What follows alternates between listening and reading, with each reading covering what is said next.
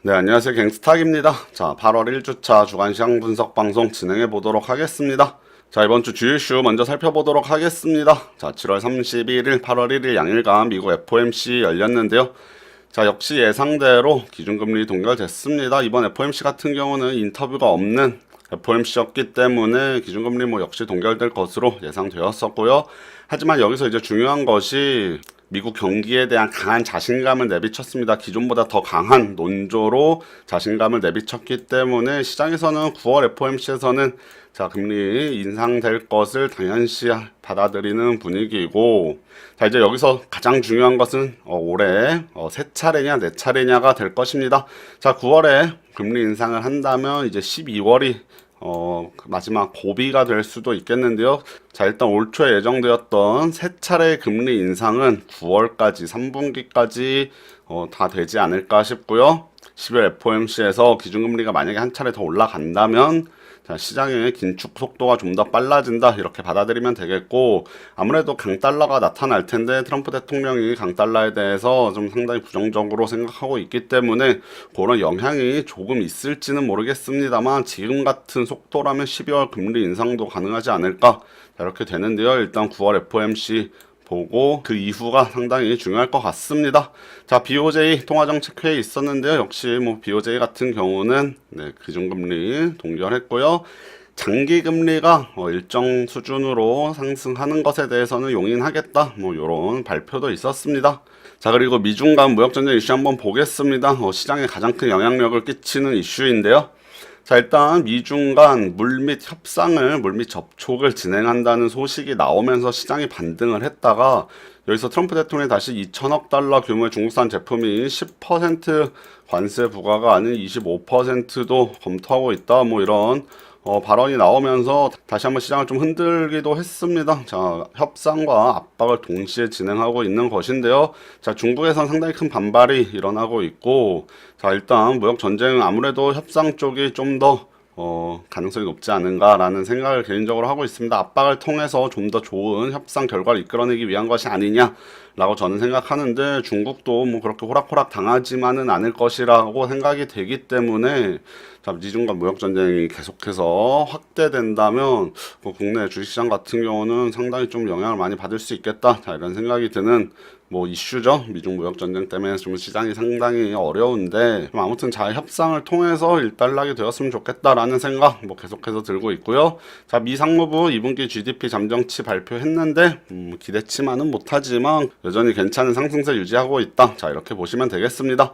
자, 삼성전자 2분기 실적 발표가 있었습니다. 제가 요거를 주요 이슈에 뽑아놓은 것은 역시 반도체, 지금 고점 논란이 계속 있는 반도체가 엄청난 실적 발표했죠. 영업이익률이 거의 53% 정도 나올 정도로 반도체 호황은 계속되고 있고요. 하지만 스마트폰 쪽 실적이 조금씩 더 안 좋아지고 있습니다. 반도체를 제외한 다른 쪽에서 실적이 기대보다 낮게 나오면서 시장의 컨센서스를 좀 하회하는 실적이 나왔는데, 여전히 반도체는 좋다. 하지만 스마트폰, 디스플레이 등등 어려움을 조금씩 겪기 시작했다. 자, 이렇게 생각하시면 될 것 같습니다. 자, 원달러 환율 이번 주에는 조금 상승하면서 1130원, 1120원대 후반까지 올라가는 모습 보여줬습니다. 자, 이번 주 주간 움직임 한번 살펴보겠습니다. 이번 주 전체적으로 주식시장은 괜찮았다라는 것이 저희 개인적인 생각이고요. 자, 코스피 같은 경우 7포인트 하락했는데 대형주 위주로 좀 하락 나오면서 일부 하락하는 모습 보여줬고요. 자, 코스닥 워낙 좋았습니다. 2% 가까이 상승했죠. 그래서 15포인트 정도 상승하면서 다시 한번 800선 트라이 하지 않을까라는 생각 개인적으로 하고 있고요. 자, 이번 주 코스닥의 상승 배경에 대해서 조금 말씀을 드리면, 이번 주에 일단 중국 테마주들이 조금 움직였습니다. 한중간 차관급 경제 협의인가요? 진행되면서, 자, 중국 테마주들이 이번에 특히 화장품 같은 종목들이 급등을 하는 모습 보여줬고요. 자, 제약 바이오가 올랐기 때문에 역시 코스닥 지수가 상승했다 이렇게 생각하시면 되겠는데, 자, 셀트리온의 특허 침해 소송에서 셀트리온이 승소를 했습니다. 셀트리온 승소하면서 조금 수급이 일부 개선되는 움직임 보여줬고요. 제약 바이오 종목들 반등하면서 코스닥이 2% 정도 상승하는 좋은 모습 보여줬다. 자, 이렇게 이해하시면 되겠고요. 주식시장에서 제가 한 가지 더 말씀드리고 싶은 것은, 최근에 그래도 코스피에서 외국인들의 이탈세가 좀 멈추고 약간의 저가 매수세가 들어오는 것이 아닌가라는 생각이 드는데, 자, 차트 보면서 요거 한번 같이 설명드리도록 하겠습니다. 자, 외국인들 수급을 잠깐 한번 살펴보기 위해서 자, 매매 동향을 펼쳐놨는데요. 네, 외국인 쪽 지수표를 좀 보시면 될 것 같습니다. 계속해서 이탈하던 외국인들이 자, 7월 들어서 좀 매도세가 멈추면서 최근에 보시면 외국인만이 최근 한 달간 네, 순매수하는 모습을 보여줬고요. 자, 선물 같은 경우도 마찬가지입니다. 선물도 최근 한 달간 외국인이 많이 매수하고 있죠. 개인과 기관은 매도인 반면에 외국인이 좀 매수를 하고 있기 때문에 외국인들의 이탈은 조금 일단락 되었다. 자, 여기서 외국인들 수급이 더 강하게 들어온다면 자, 상승이 나올 텐데 요새 뉴스를 보니까 이제 연기금, 자, 연기금이 문제입니다. 우리 주식시장의 가장 큰 손인 연기금이 계속해서 매도하고 있습니다. 그래서 외국인들의 매수세는 상당히 긍정적이지만 연기금이 계속해서 매도하고 있기 때문에 연기금 매수세가 좀 같이 들어와 준다면 자, 시장이 다시 한번 반등을 할 수 있는 계기가 되지 않을까 이렇게 생각을 하고 있습니다. 자, 코스피 주봉 차트인데요. 코스피 주봉 차트 한번 보시면 뭐 최근에 계속해서 한 달여 7월 달부터 횡보하는 움직임 보여주고 있습니다.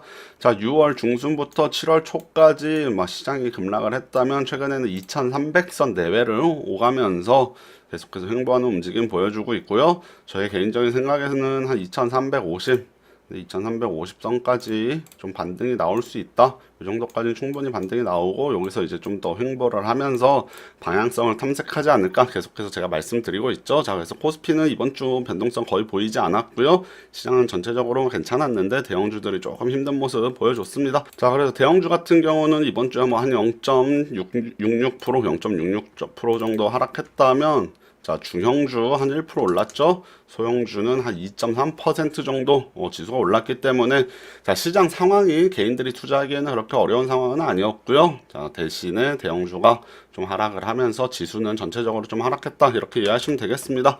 자, 코스닥 같은 경우 역시 중소형주와 같이 커플링돼서 움직이는 경우가 많죠. 그래서 이번 주에 뭐 코스닥 2% 정도 올라올 정도로 상당히 좋았는데 역시 800선이 고비가 될 것 같습니다. 지금 제약바이오 수급이 조금 개선이 된다면 뭐 800 이상으로 치고 올라갈 수도 있어 보입니다만 자, 요 정도 자리 되겠습니다. 돌파했던 정고점 자리 여기서 이거 이탈이 됐기 때문에 다시 한번 저항으로 작용할 수 있겠고요. 코스닥은 제약바이오 종목들 시가총액 상이 있기 때문에 계속해서 좀 변동성을 보일 것이다. 하지만 제약바이오 약재들은 이제 대부분 많이 소멸이 된 것이 아닌가. 자, 수급만 조금 개선된다면 좋을 텐데 수급이 또 그렇게 코스닥이 지금 갑자기 뭐 수급이 확 좋아질 가능성은 뭐 있긴 있겠습니다만 높지 않다고 저는 개인적으로 생각하고 있고요. 한 800선 내외에서 자, 코스피 2300 코스닥 800 내외에서 계속해서 위아래로 움직이면서 방향성을 탐색할 것이다. 어느 정도 그동안 매물들 소화하고 다시 반등을 하려면 또 다른 계기가 필요하다. 그거는 이제 글로벌 무역 전쟁 이슈가 될 가능성이 가장 높지 않은가? 저는 이렇게 생각되고요. 제가 뭐 계속해서 말씀드리지만 이런 장에서는 주요 이슈들 잘 살펴보면서 어느 섹터가 좀 갈 수 있을 것인가? 자, 이런 것들 같이 살펴보면서 투자를 해야 어려운 시장에서 수익을 좀 올릴 수 있다. 자, 매번 방송에서 비슷한 말씀 드립니다. 자, 공부하셔서 그 다음에 섹터 분석 잘 하셔가지고 유망한 섹터에 또 좋은 종목 대장주 잘 집어서 잘 선택해서 매매하는 그런 방법으로 시장 대응하자. 이렇게 정리하겠고요. 다음 주 같은 경우 목요일 날 옵션 만기일 있습니다. 시장 변동성 조금 나올 수 있으니까 그 정도만 염두에 두고 다음 주 시장 많이 어려울 것 같지 않아요. 그래서 잘 대응하면 괜찮은 일주일 될 것 같습니다. 자, 그럼 매매 준비 잘 하시길 바라겠고요. 오늘 시황 분석 방송 이렇게 마치고 다음 주에 또 찾아뵙도록 하겠습니다. 네, 감사합니다.